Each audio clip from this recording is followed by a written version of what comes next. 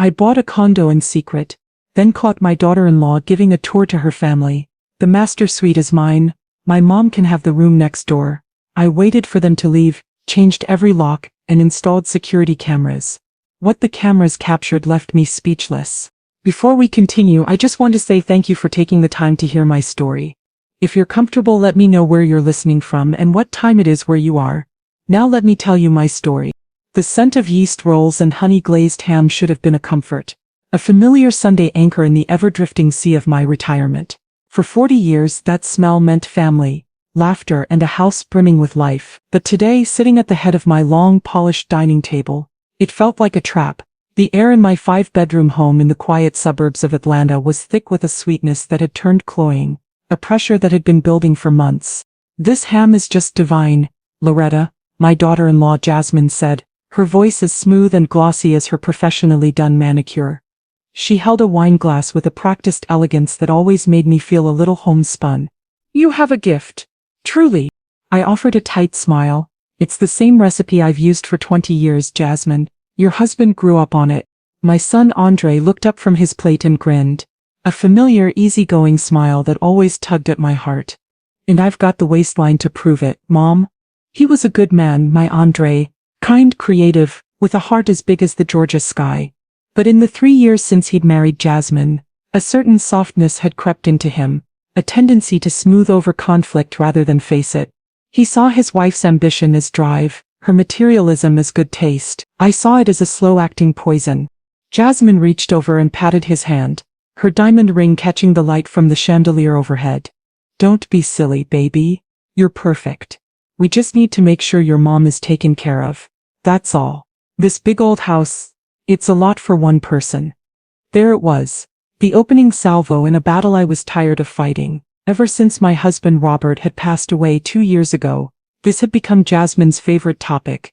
It started with subtle hints, little comments about the yard work, the empty rooms, the property taxes. Now it was a full frontal assault, conducted with the syrupy concern of a daytime television commercial. "I'm managing just fine," I said, my voice firmer than I intended. "I've been managing this house since before you were born, dear." "Oh, I know, she said, her tone a masterclass in condescension. "You're a superhero, Loretta. We all know that. But it's about quality of life now. Don't you want to relax? Travel a little? You've worked so hard your whole life. You deserve to be pampered, not worried about a leaky roof or a broken furnace." I had been a high school principal for 30 years. I'd handled budget crises, gang tensions, and parent-teacher conferences that could curdle milk. The idea that a leaky roof would send me into a tailspin was insulting. Andre shifted in his seat, sensing the tension. "What Jasmine means, Mom, is that we worry about you here all alone. It's a big space. Maybe something a little more manageable. We could find you a beautiful little apartment, closer to us. We could help you manage everything, the bills, the upkeep. Take all that stress off your plate. Manage me." That was the phrase that made the hair on my arms stand up. I was 62, not 92. My mind was as sharp as it had ever been. And my finances, thanks to Robert's meticulous planning and my own frugality, were in perfect order. I didn't need to be managed, I needed to be respected. They saw me as a doddering old woman, sitting on a valuable asset they couldn't wait to get their hands on. They imagined my nest egg was their future security deposit. They pictured my home, the one Robert and I had filled with memories, as a line item on their financial plan. Every corner of this house held a piece of my life. Andre's first steps were taken in the living room. The big oak in the backyard held the remnants of a tire swing Robert had hung for him. The scuff marks on the doorframe in the kitchen charted his growth from a toddler to a young man who towered over me. To them it was just square footage. Equity, a burden I needed to be relieved of. "I appreciate your concern," I said, choosing my words with the care of a diplomat. "But I'm happy here. This is my home." Jasmine sighed, a delicate, put-upon sound. She set down her fork and gave Andre a look that was meant to convey loving frustration. "See, baby, she's just so attached. It's understandable, but is it practical, Loretta? Think of the money you'd have if you sold. You could put it in a nice safe account, and we could help you make sure it lasts. You wouldn't have to worry about a thing." Her words painted a picture of me as a feeble-minded widow, incapable of handling her own affairs, needing her brilliant, worldly daughter-in-law to protect her from the complexities of modern life.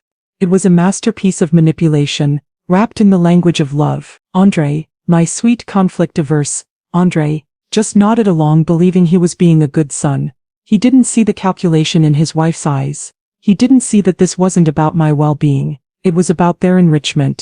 The rest of the dinner passed in a haze of strained pleasantries. I nodded and smiled, the perfect matriarch, while a cold hard resolve began to form in my chest. They thought I was old. They thought I was weak. They thought I was a problem to be managed. It was time to remind them what a principal does when her authority is challenged. She doesn't argue, she takes control. As I washed the dishes that night, the house felt cavernous around me. For the first time, Jasmine's words echoed with a sliver of truth, but not in the way she intended. The house was a lot. It was a lot of memory, a lot of space, and a lot of connection to a life that was now in the past. Perhaps a change wasn't a surrender. Perhaps it was a liberation, but it would be on my terms, not theirs. The next morning, instead of calling my gardener, I called the top real estate agent in the county. I didn't just want to sell my house, I wanted it to vanish from their plans, silently and completely. The decision once made felt like a jolt of electricity. For 2 years I had been drifting, defined by my widowhood, by the house, by the role of mom. Jasmine's relentless pressure, meant to corner me, had instead propelled me forward. She thought she was writing my final chapter. She had no idea I was starting a whole new book. I met the realtor, a sharp woman named Denise. That afternoon, she walked through the house, her eyes wide with appreciation.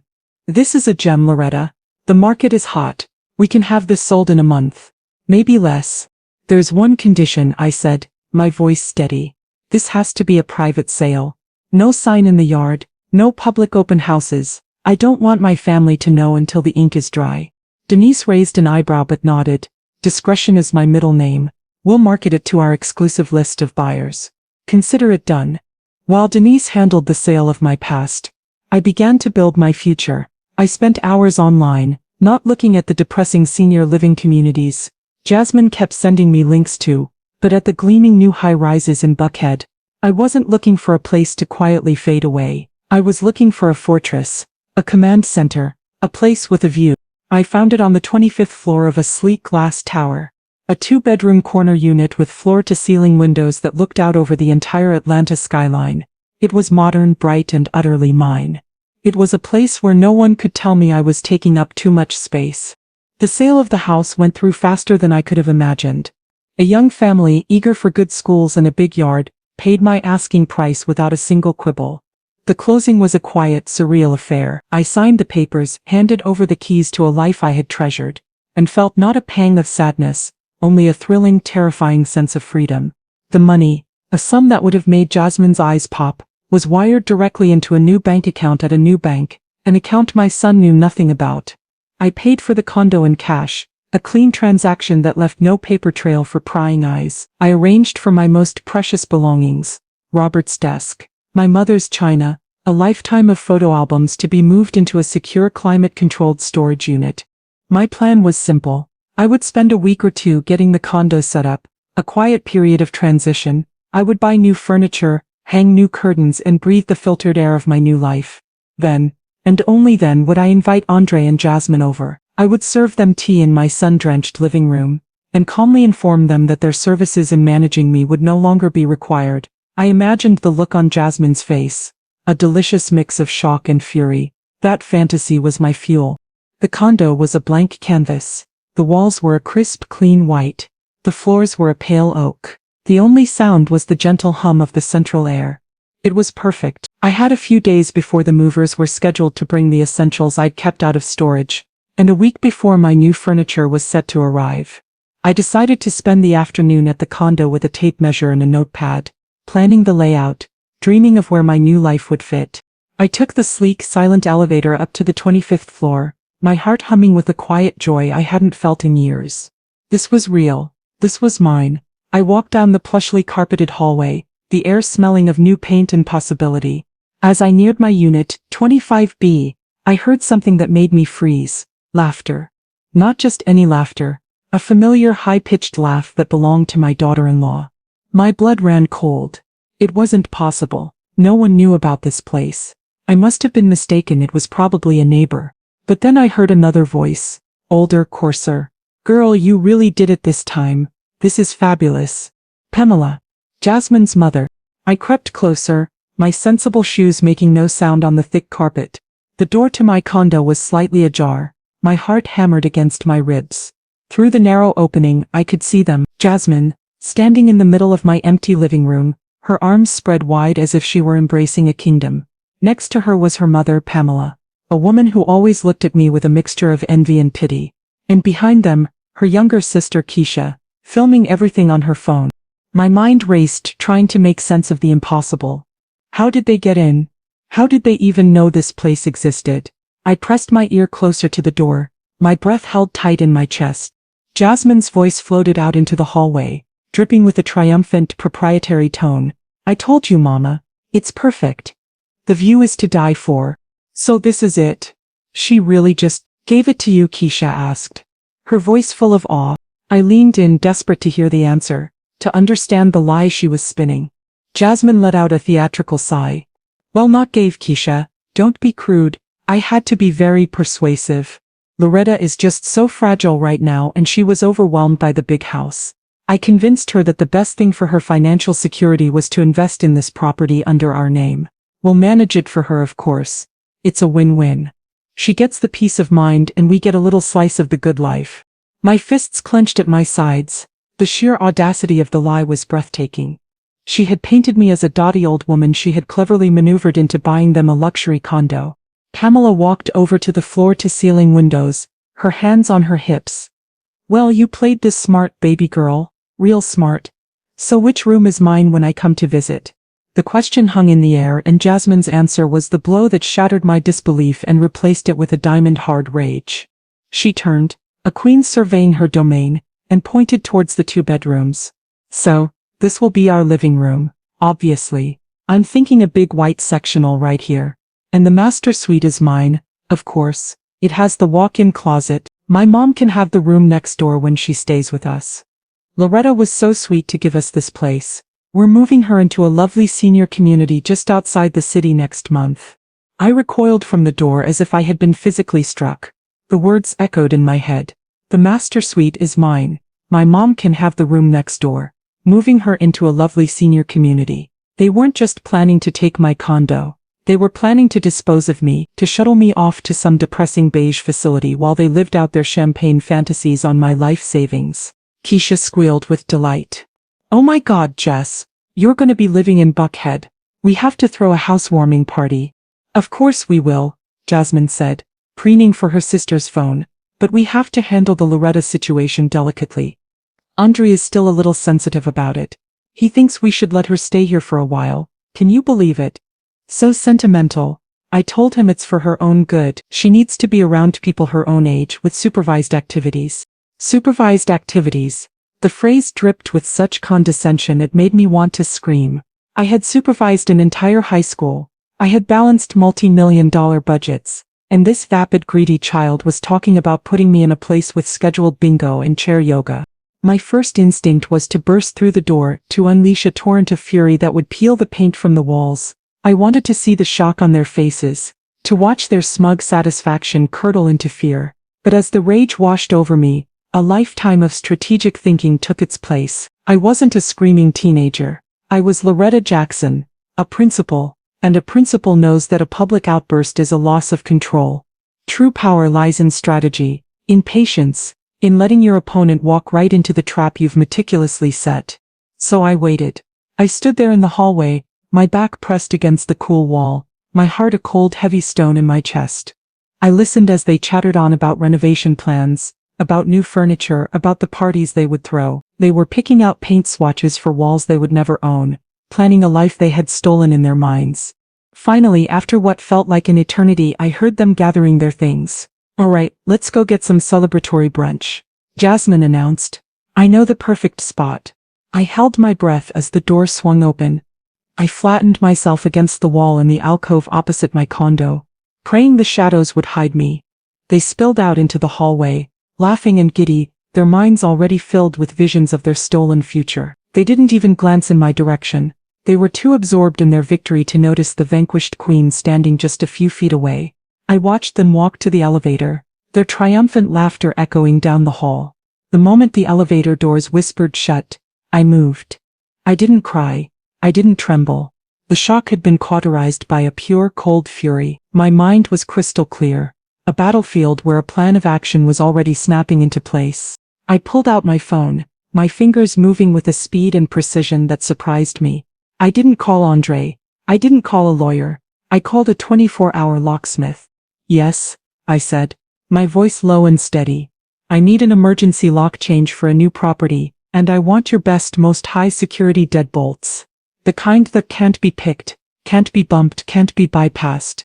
As I stood in my empty, violated condo waiting for the locksmith, I felt a profound shift within me. The grief for my husband, the loneliness of my big house, the frustration with my son, it all burned away, leaving behind something new, something hard and unyielding. Jasmine and her family thought they were dealing with a weak, sentimental old woman. They had no idea they had just awakened a sleeping giant. This wasn't just my condo anymore. It was my fortress, and the siege was about to begin. The next morning, I wasn't just a homeowner, I was a general fortifying her position. The locksmith had worked late into the night, installing heavy-duty deadbolts and a state-of-the-art keyless entry pad on my front door. The new keys felt heavy and significant in my hand. They weren't just metal, they were a declaration of sovereignty. But locks were only a passive defense. I needed intelligence. I needed to see my enemy's next move before they made it. My next call was to a top-rated home security company. I didn't want the basic package with a few window sensors. I wanted the works. I need high-definition cameras. I told the sales representative, a young man named David, I want one in the hallway with a clear view of my front door, another inside, covering the entryway and the living room. I want motion detection, night vision, and the ability to access a live feed and recordings from my phone, anytime, anywhere. David, ever the professional, didn't ask why a woman in a luxury condo needed a surveillance system worthy of a bank vault. He simply said, absolutely, Mrs. Jackson, we can have a technician there by 10 a.m. The technician, a quiet, efficient man named Carlos, spent 3 hours wiring my fortress. He placed a tiny, almost invisible camera in the ceiling of the public hallway, nestled in a corner where no one would ever think to look. Inside, he installed a discrete dome camera that gave me a panoramic view of the main living area. He walked me through the app on my phone, showing me how to set up motion alerts, how to review footage, how to listen to the audio the cameras picked up. As Carlos packed up his tools, he paused at the door. You're all set, ma'am. Nobody's getting in here without you knowing about it. Thank you, Carlos, I said, a grim satisfaction settling over me. That's exactly the point. With my defenses in place, I could finally begin the work of making the condo my own. The movers brought my essential boxes, and I spent the next few days unpacking. Each item I placed felt like an act of defiance. My mother's china, arranged carefully in the new kitchen cabinets. Robert's favorite armchair, positioned by the window with the best view of the city. My books lining the shelves of the second bedroom, which was to be my office and library. Not a guest room for Pamela Booker. I was reclaiming my space, exorcising the ghosts of their greedy whispers. With every picture I hung, I felt stronger. The woman who had stood frozen in the hallway was gone. In her place was a strategist, a woman in complete control of her environment. The inevitable phone call came 3 days later. I was sitting in Robert's armchair, sipping a cup of tea and watching the sunset paint the sky in shades of orange and purple, when my phone buzzed. The caller ID read Jasmine. I let it ring 3 times before answering, taking a slow, calming breath. I had to play my part perfectly. I was no longer the assertive principal. I was the frail, confused widow they believed me to be. Hello? I answered, pitching my voice to sound a little tired, a little lost. Loretta, honey, how are you doing? Jasmine's voice was a tidal wave of synthetic sweetness. I was just thinking about you all alone in that big house. I looked out my floor-to-ceiling windows at the glittering expanse of the city. Oh, you know, dear. Just rattling around in this old place. Same as always. Well, that's actually why I'm calling, she chirped, getting straight to the point. Andre and I were doing some research, and Loretta, we found the most perfect retirement village for you. It's called Willow Creek Gardens. It has a community garden and a book club and everything. It's safe, secure, and all your meals are taken care of. You wouldn't have to worry about a thing. Willow Creek Gardens. It sounded like a place where you went to quietly wait for the end. I felt a flash of hot anger, but I pushed it down, replacing it with the quavering voice of a woman who was losing her grip. Oh, Jasmine, that's, that's so thoughtful of you to look into that for me, I said, letting a little tremble enter my voice. It sounds nice, but, oh, I don't know. Leaving my home, it's such a big decision. I could almost hear the triumphant smile in her voice. I was playing my part perfectly. I was the hesitant, sentimental old fool, easily manipulated with a few sweet words and the promise of a garden. Of course it's a big decision, sweetie, she cooed. That's why Andre and I are going to handle everything for you. We'll take care of all the paperwork, all the arrangements. You just have to say yes. We want to see you happy and carefree. We want your house and your money. I thought. We want you out of the way.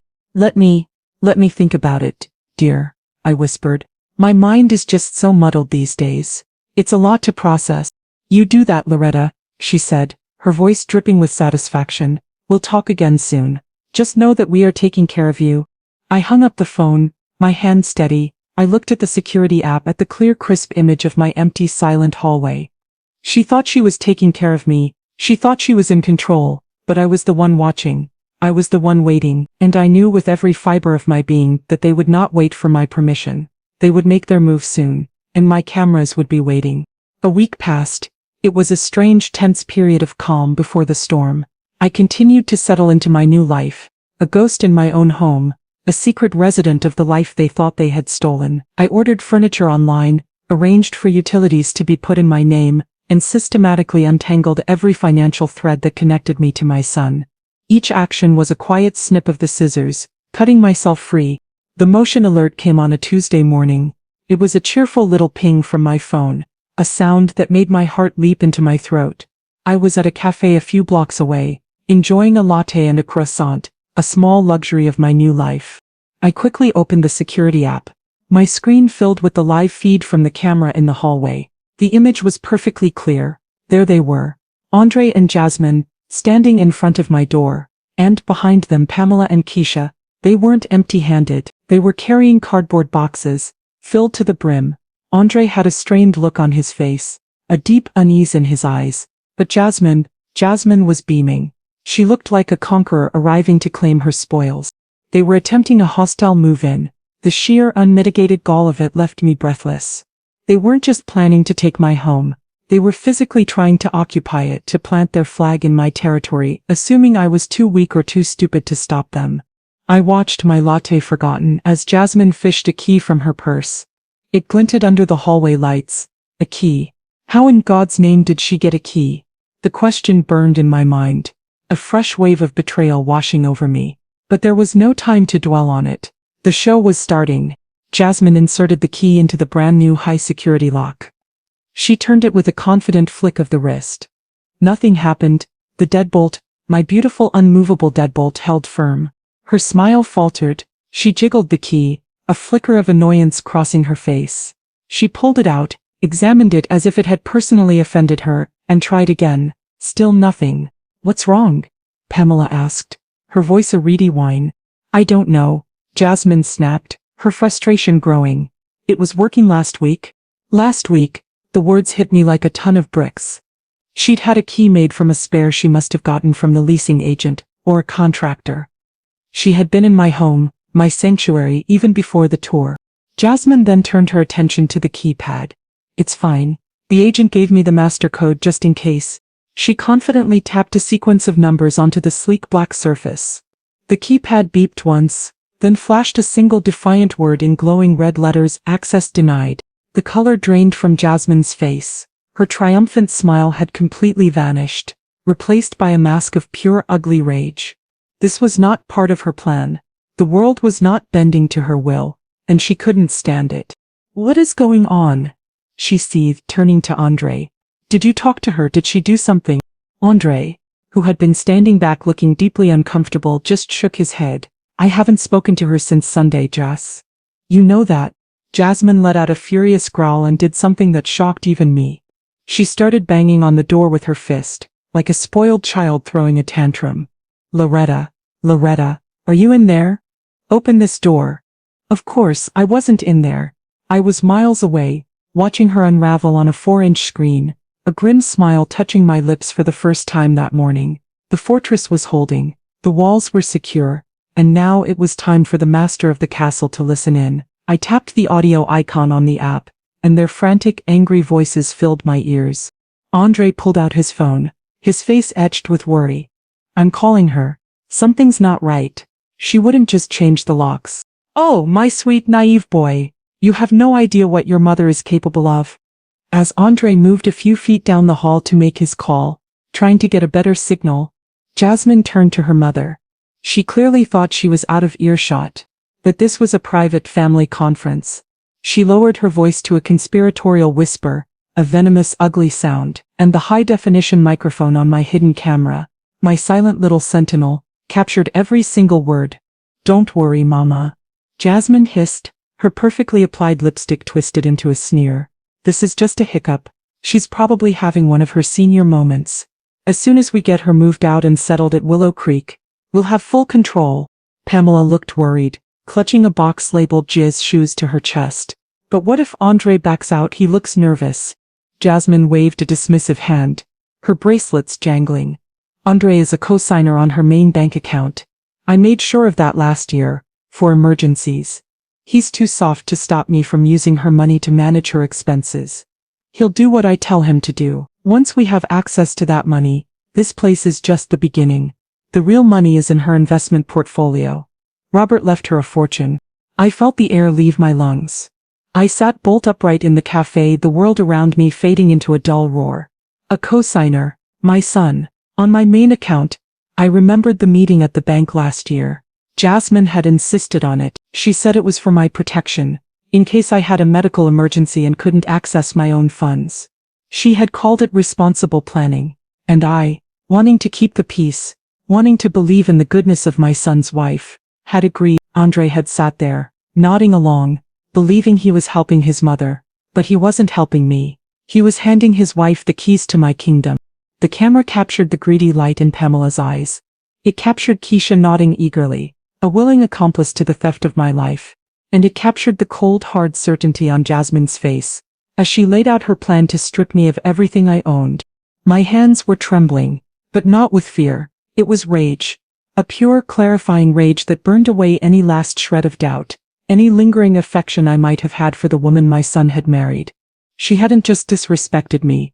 She hadn't just tried to steal from me. She had methodically and patiently laid a trap for me, using my own son as the bait. My phone started ringing. It was Andre. I saved the video clip from the security feed, a tidy little file of evidence that sealed their fate. Then, I took a deep, steadying breath and answered the call.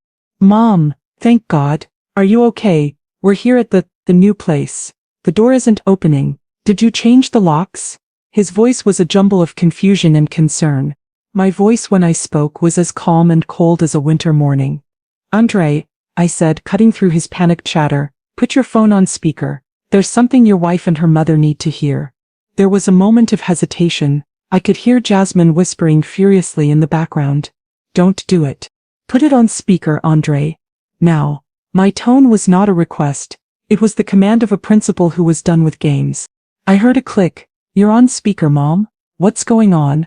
I didn't answer him. Instead, I opened the video file I had just saved. I turned up the volume on my phone and played the audio. Jasmine's venomous whisper filled the silence, echoing from my phone into theirs. Don't worry, Mama. As soon as we get her moved out, we'll have full control. Andre is a co-signer on her main bank account. He's too soft to stop me, using her money to manage her expenses. This place is just the beginning. A dead, profound silence came from the other end of the line. It was the heavy, suffocating silence of discovery, of a conspiracy laid bare. I could picture their faces, the blood draining from Jasmine's, the panic in Pamela's, the utter soul-crushing devastation on my son's. Jasmine was the first to break, her voice a frantic, stammering mess. Loretta, that's not what it sounds like. I was just worried. I cut her off. Save it, Jasmine. My voice was devoid of all emotion. It was the voice of judgment. The condo is mine. The house is sold. And Andre, I said, my words like chips of ice. You and I will be visiting the bank first thing tomorrow morning, at 9 a.m. sharp, alone. I didn't wait for a reply. I didn't want to hear the excuses, the lies, the pathetic attempts to wriggle free. I simply ended the call. Then I turned my attention back to the security feed on my phone. The scene in the hallway was pure chaos. Jasmine was screaming at Andre, her mask of sophistication completely gone, revealing the grasping, ugly creature beneath. Pamela was wringing her hands, her face a mess of terror, and Andre, my son, was just standing there, his shoulders slumped, the moving box dropped at his feet, looking at his wife as if for the very first time. He looked utterly broken. A part of me ached for him, for the pain he was feeling, but a larger part of me, the part that had been awakened and sharpened by their betrayal, knew this was necessary. Sometimes the only way to heal is to first cauterize the wound. In their world, their carefully constructed world of lies and entitlement, was burning to the ground. I took a slow sip of my now cold latte. The show, I thought, was finally over, and I had won. The next morning, Andre was waiting for me outside the bank at 10 till 9. He looked like he hadn't slept in a week. His eyes were red-rimmed and hollow, and the designer clothes Jasmine usually picked out for him were rumpled and stained. He looked like a man who had seen his own life for the fraud it was. He flinched when he saw me, as if expecting a tirade. But I was done with anger. All that was left was a deep, sorrowful resolve. "Mom," he began, his voice cracking, "I am so sorry. I had no idea, I swear to you." I looked at my son, the boy I had raised to be kind and trusting, and I saw how those very qualities had been twisted and used against us both. "You didn't want to have an idea, Andre," I said, my voice gentle but firm. "You saw the little things, the disrespect, the condescension, and you chose to look away because it was easier. You wanted peace in your home and you were willing to sacrifice my dignity to get it." The truth of it hit him like a physical blow. Tears welled in his eyes, and he didn't try to stop them. "You're right," he whispered, his shoulders slumping in defeat. How did she get a key?" "She told me you went to the leasing office with her," he said, his voice thick with shame. "She said you wanted a spare key kept there for emergencies in case I couldn't reach you. She said you signed a form authorizing it. She made it sound so responsible, so caring. I went along with it. I thought I was helping." Of course she did. Every lie was wrapped in the language of concern. Every act of theft was framed as an act of love. "Let's go inside, son," I said. "We have business to attend to." Inside the bank, the process was clinical and swift. I sat with the bank manager, a woman I had known for years, and explained that I wanted to close my current checking account and open a new one, under my name alone. I wanted to move all my investment portfolios into new accounts with new passwords. I was building a financial fortress, brick by digital brick. Andre sat beside me, silent and ashamed. When the manager asked him to sign the form relinquishing his co-signer status, he did so without a moment's hesitation, his hand trembling slightly. It was the signature of a man finally taking responsibility for his own blindness. As we walked out of the bank into the bright morning sun, it felt like a weight had been lifted. The invisible threads Jasmine had woven around my life, around my finances, had all been cut. Andre stopped on the sidewalk. "What happens now, Mom?" "Now," I said, looking him straight in the eye, "you go home and you decide what kind of man you want to be. The man who enables a thief because he's afraid of confrontation, or the man who stands up for what is right, no matter how hard it is." He nodded, a single tear tracing a path down his cheek. He knew his marriage was over. More than that, he knew it had never been real. It was a transaction he had been too infatuated to recognize. The 6 months that followed were a period of quiet, deliberate reconstruction. My life, my home, my relationships, I was rebuilding them all from the ground up on a new, unshakable foundation. The condo, once a secret refuge, became my vibrant, joyful home. The new furniture arrived, a collection of pieces I had chosen myself for myself. The colors were bolder, the lines cleaner. It was the home of a woman who knew her own mind. Robert's armchair still sat by the window, a comforting link to my past, but it was surrounded by the evidence of my future. I threw myself into a new venture. Using my decades of experience, I started a small consulting business for newly appointed school principals. I helped them navigate the treacherous waters of school board politics, budget negotiations, and staff management. I found a deep, profound satisfaction in it. My wisdom, the very thing my daughter-in-law had dismissed as irrelevant, was now my greatest asset. I wasn't a retiree to be managed. I was a mentor to be respected. Andre and I began the slow, painful process of rebuilding our relationship. He did separate from Jasmine. The divorce was messy and bitter, with Jasmine trying to claim that she was entitled to a share of his future inheritance.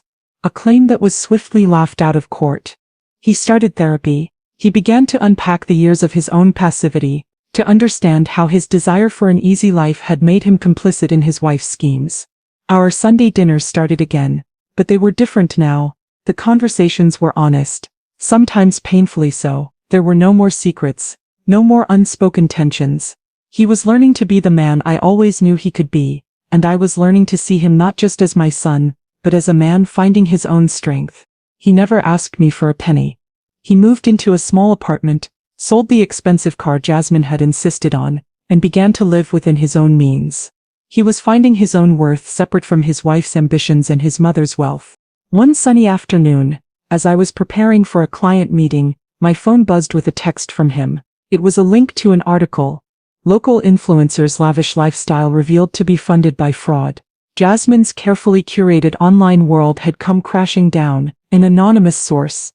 I had my suspicions it was a disgruntled Keisha, had leaked the story of her deception to a local blogger. Her sponsorships were dropped. Her followers turned on her. The perfect life she had projected was revealed to be a hollow sham. I felt a small grim flicker of satisfaction, but it was fleeting. Her fate was no longer my concern.